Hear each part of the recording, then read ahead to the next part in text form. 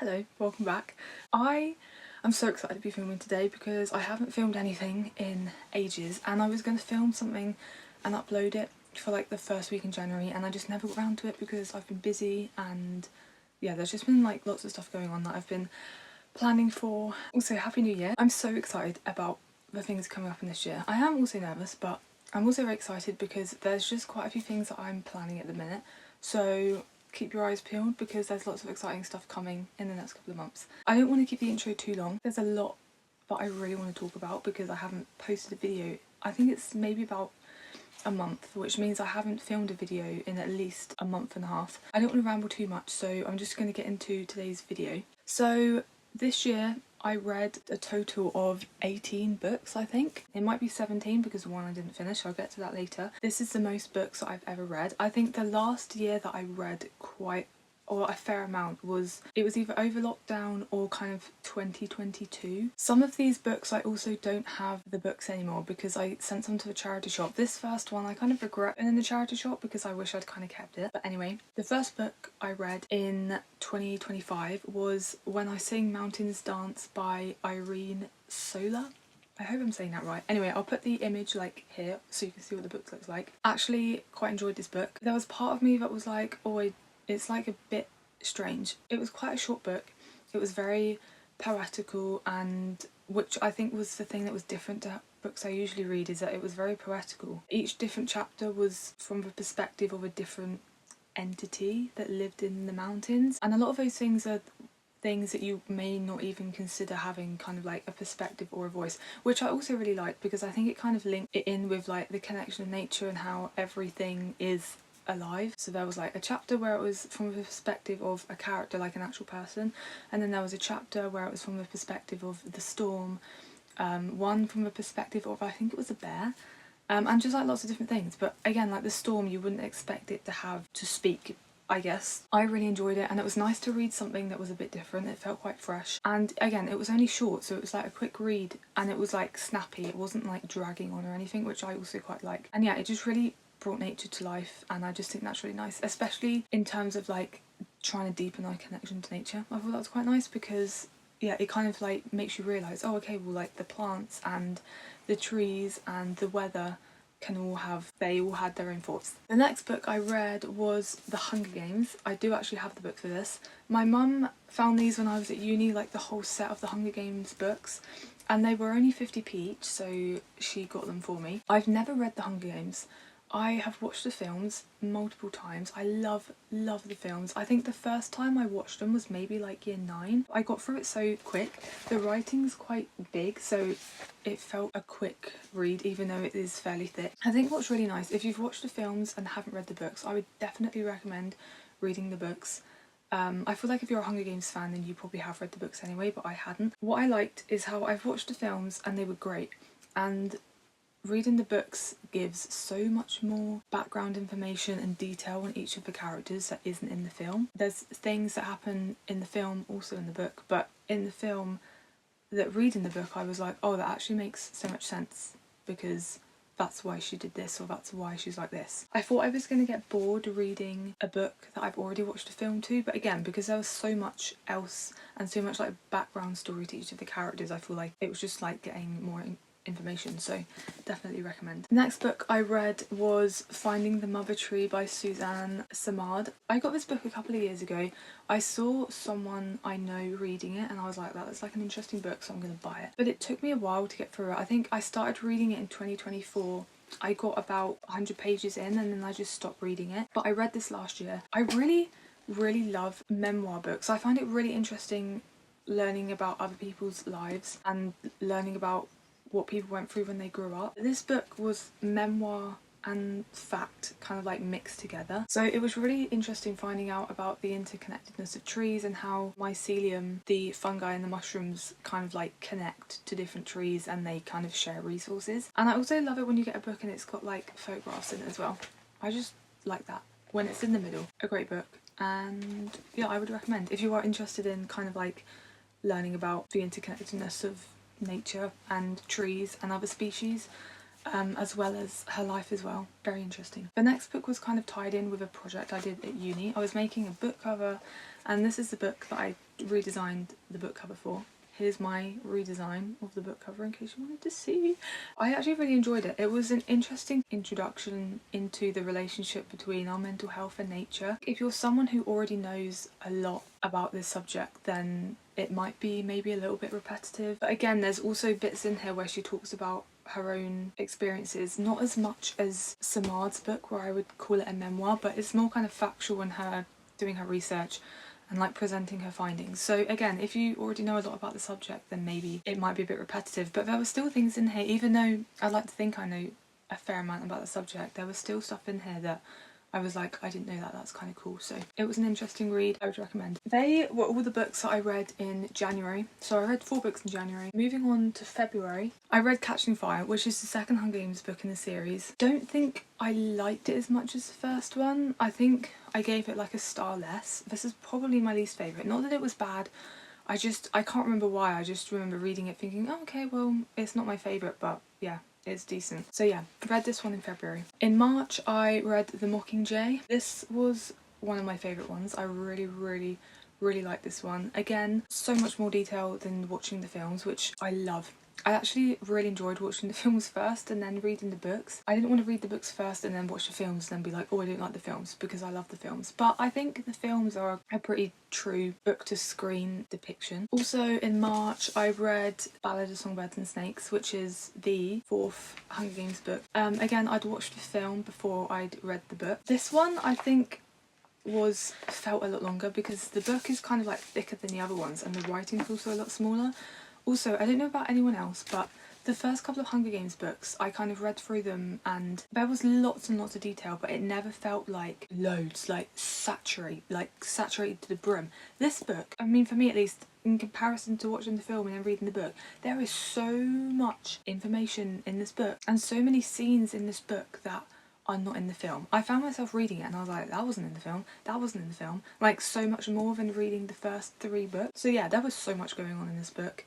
It was really interesting learning about the backstory of President Snow. So yeah, again, really enjoyed this. And then the reason I was trying to get through all those Hunger Games books so quickly is because last year was the release of Sunrise on the Reaping, which is the 5th book in the Hunger Games series and the most recent. I really wanted a soft cover. I don't know about anyone else, I'm not a hardcover fan. I don't like hardcover books. I just find it awkward when you want to like read and you want to like bend the pages back and like read it comfortably and you have to like sit like this. I find that really uncomfortable. So I really wanted the paperback, but I wasn't going to wait another like 5 months and I was not waiting that long. So I just brought it. I loved this book so much and cannot wait for the film to come out later this year. All I can think about, I get so excited every time there's an update, and yeah, I've never been so excited for a film to come out because I just love this book so much. And Haymitch is a character who I just feel like is so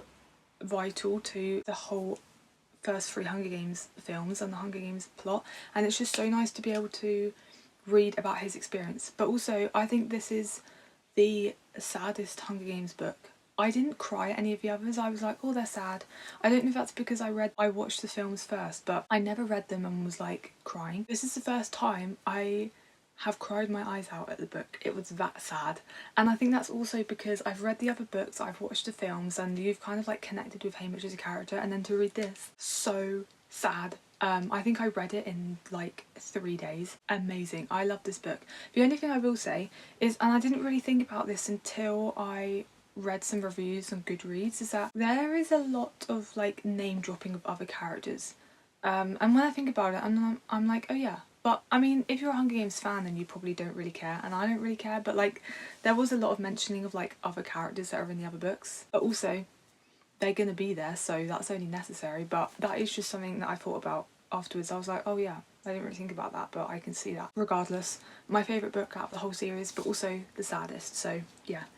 I'm so excited for the film to go off. Moving on to May, and that was The Boy from the Woods by Harlan Coben. I'll put the front cover here because I don't have the book anymore. I wasn't a fan of this one. I can't remember if I've read a Harlan Coben book before. I have a funny feeling I've read at least one, but I love his series that he does on Netflix. But yeah, this book I just didn't like. I don't know if other people have read this book and enjoyed it, but it definitely wasn't for me. I feel like usually thriller books kind of build up the tension. You get some sort of like twist that you weren't expecting at the end. There just wasn't any of that in this book. I found it like really slow, but like there were a couple things happening and I was like, okay, well, this is like the information before the build-up, and then I just kept getting to the end of the book and I was like, the build-up hasn't happened yet. And then at the end I was like, well, there's gonna be a big twist, and I turned to the last page and that was it. And I was like, oh. Yeah, I didn't really like this one. Definitely wouldn't read again. There was just no like reason to get me to keep reading. Like I could have easily put it down, but definitely not my favourite read. In July I read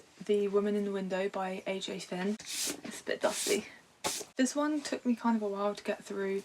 I have seen the film a couple of years ago. It was like, like, you know, like a mediocre, like it wasn't bad, it wasn't amazing. It was nice because I couldn't remember what happened in the film, so when I read the book it was like things were coming back to me, but I couldn't remember what happened. So I couldn't remember who the suspect or the killer was in the book. So when I got to the end I was like, oh my god, I forgot about that. So yeah, I'd say, you know, I don't like this face just says, oh, it was like, it wasn't amazing, it wasn't like really bad, but there was like a twist that, I don't know, maybe more bookish. I mean, I like reading, so I am pretty bookish. Maybe people who assess like the plot line and the characters more probably would have figured it out, but I wasn't like, oh, it's them. But I guess looking back now, it was kind of suspicious the way the character who was the killer acted. It was pretty good, but again, not anything incredible. Moving on to August. We went on holiday in August, so I read like a couple, but I didn't read loads. The first one was All Quiet on the Western Front by Erich Maria Remarque. That is not how you say it. This book, very, very good. Very like brutal and real and raw. It was like a bit depressing, a bit of a depressing read to read in August when we were going on holiday. I was like reading it in the car on the way to our holiday house and I was so close to finishing it, and it was just like, I don't know, maybe not the best book to read on holiday because it was a bit depressing, obviously, because of the subject matter of it being in World War One. This was actually in my charity shop bag just because whenever I look at it I'm like, I just remember how it made me feel, because obviously it's depressing to read, but it was good. It was interesting to read from the perspective of a German soldier as opposed to reading from the perspective of just a British soldier. Everyone went through the same experiences. It was good, but it was depressing, of course. Also on holiday, okay, so I only picked it up because it had Andrew Garfield on the front, so that is literally the only reason I picked it up, because I was like, oh, I'll read the book and then I'll watch the film. Decided not to watch the film. This is probably one of the worst books I've ever read. I don't know if other people like this book. Yeah, I did not finish. I think I maybe got a quarter of the way through, maybe like almost halfway through the book. The writer's writing just felt a bit like derogatory and arrogant, and I just wasn't a fan of the writing style. And it also felt like a bit unnecessarily cruel at sometimes. And this isn't a horror book. But sometimes when I think of people who write like really gory horror, I'm like you have to think that to be able to write it. And I'm just like, how can someone write that? I don't know, it just makes me feel a bit gross. Like, how can you write that? But there were some things in here, like for example, there was a young girl who died and it was just very like explicit and like horrible.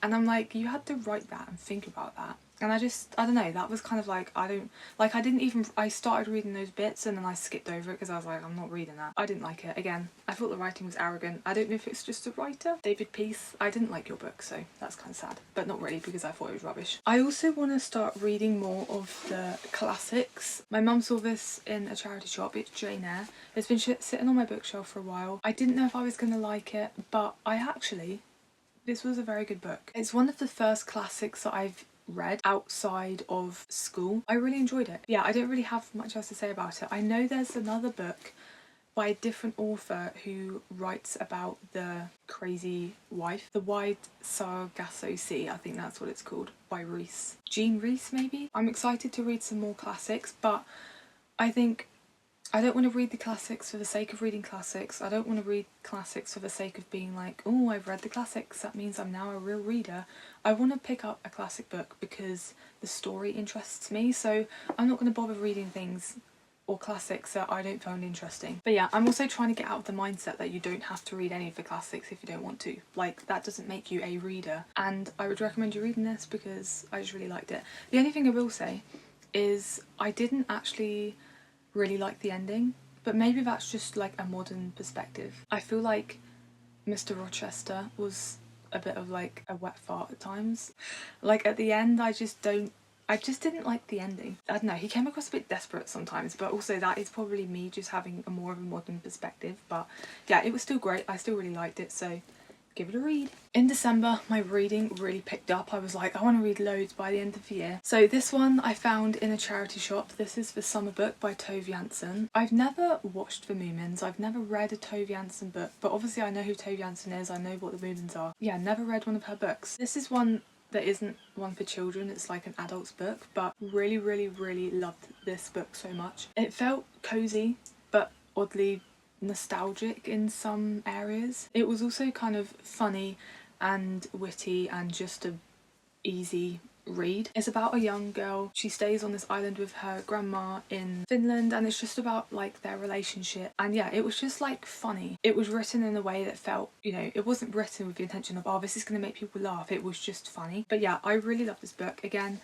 it was cozy, made me feel nostalgic and excited for summer, and I just really enjoyed it. Also, I just love the layout of this book. Like, look, I just think that's so beautiful. And yeah, I just love it when you get a book with like a lovely layout with like really pretty photographs. But yeah, I was very glad to have found this one in a charity shop, and it was also only 50p, so definitely recommend reading this if you've not read Tove Jansson before. So the next book I read in December was The Snow Geese by William Fiennes. This one kind of felt similar to Finding the Mother Tree in the way it was written, because it was kind of like him talking about his experience. He basically follows snow geese on their like migratory path, and it was about his like experience and like the people he met, but also it had like factual stuff in there about the geese, which I like. I like that mix of kind of like experience slash memoir and fact.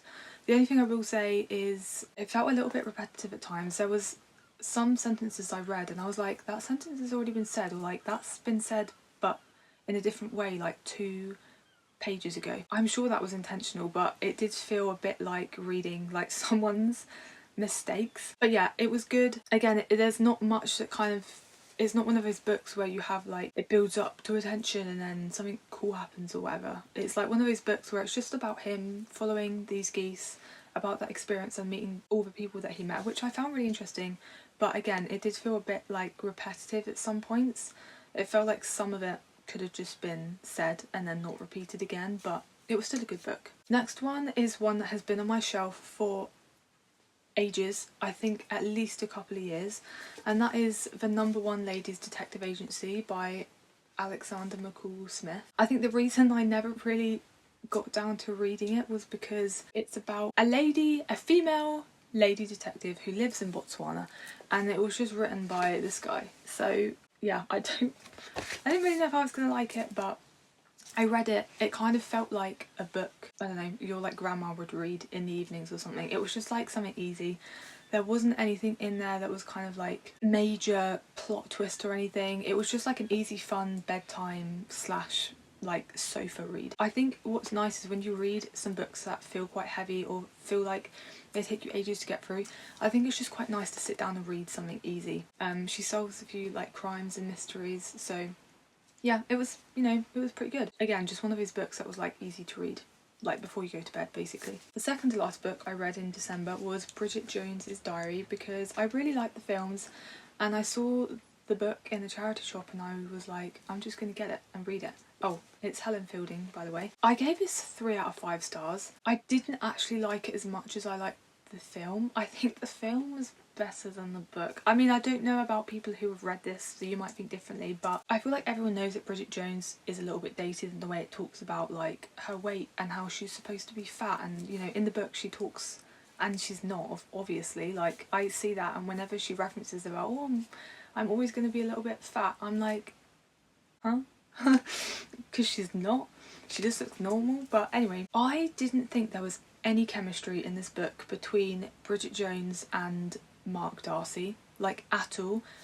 I just don't know. I mean, I haven't read the second book yet, that's on my shelf. I don't know if there's more that comes into that, but at the end of this book they get together and there's so little scenes in this book where they have chemistry or like where they even interact, and then at the end they got together and I'm like, well, where was the build up to that? There was like nothing. Definitely a lot more chemistry in the film. It did feel a little bit repetitive at times, the way every single like section started with, this is how much I weigh, this is how many cigarettes I've smoked, this is how many like calories I've eaten. It was like, okay, not my favourite.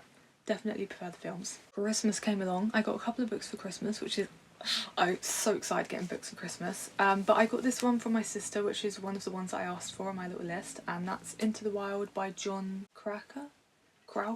I don't know how you say his last name. Wanted to read this for a while. I know there's a film and I've refused to watch the film until I've read the book because I wanted to learn more about Christopher McCandless. I think I finished it literally. It was about 20 minutes to New Year, so like 20 to 12 on New Year's Eve, and I was like, I've still got like 10 pages left to read, so I literally read it and I think I finished it about 5 to 12 and then I could like log it off on my Goodreads. But yeah, I really enjoyed this one. I've heard a little bit about Christopher McCandless. It was interesting being able to learn about his background and like what led him to go out on this trip, because ultimately, if you don't know the story, he passed away from starvation and exposure from going into the Alaskan wild, kind of like unprepared. But I think what was interesting is how the author gave you all this information, but he didn't tell you like, oh, you should think that Christopher McCandless is like an idiot for going out into the wild and not being prepared, or like he is someone you should look up to and be really inspirational and he was like this really cool guy. Like, he doesn't give you either one of those opinions to like his writing isn't based around one of those opinions. He kind of gives you the information, gives you the backstory, gives people's different perspectives, and then like it leaves you to draw your own conclusion, which I think is really nice. And I think my conclusion is definitely a mixed one. I just thought it was really interesting, and it's kind of like the author puts a little bit of his own experience in there, which I think is also interesting. It kind of helps you to like frame your own opinion. But I do like how he didn't force his opinion onto you, like he just gave you the information and then you're left to draw your own conclusion. So that's all the books I read in 2025. I'm yet to finish a book in 2026. The book I'm currently reading is another one that I got for Christmas, and that is The People in the Trees by Hanya Yanagihara.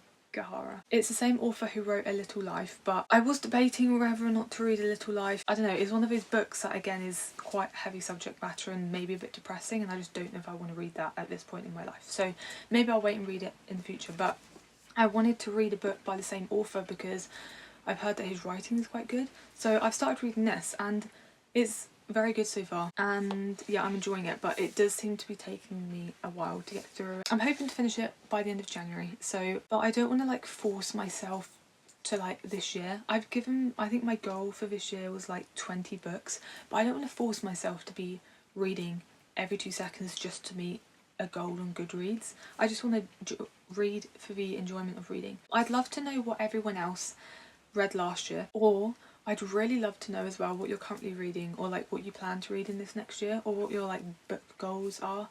But yeah, anyway, that's all I had to say for this video, so I'll see you next time.